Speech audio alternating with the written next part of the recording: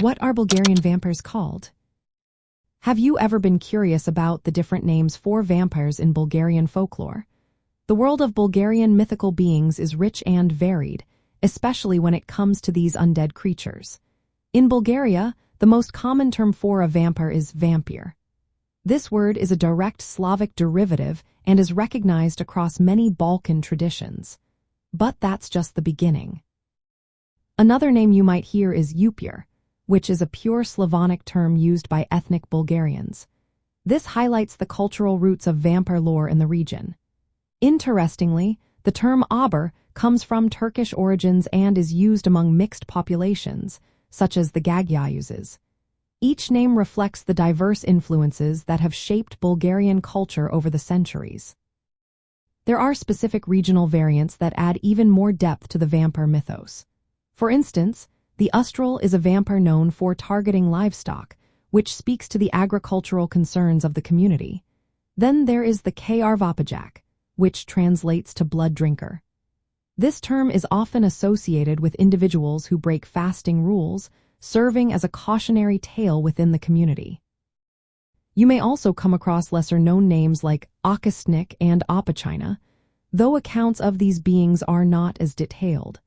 Another intriguing figure is the Armenki, described as evil spirits that attack postpartum mothers and infants. However, their classification as vampires is not entirely clear.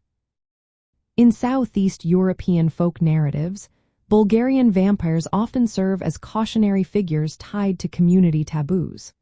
The lore surrounding Krvopijac emphasizes the consequences of breaking Lenten practices, while stories of Ustrel address the anxieties of agricultural life.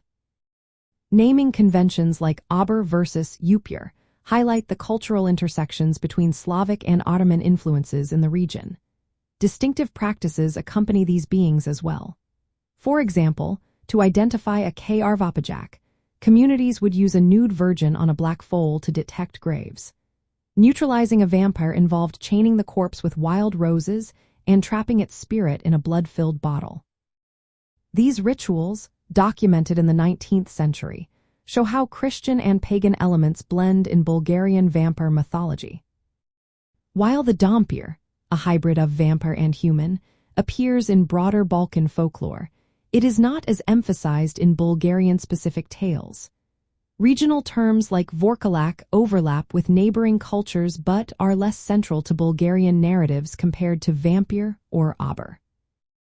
These naming patterns and associated myths provide a fascinating glimpse into Bulgaria's historical syncretism, where Slavic, Turkic, and Christian traditions merged.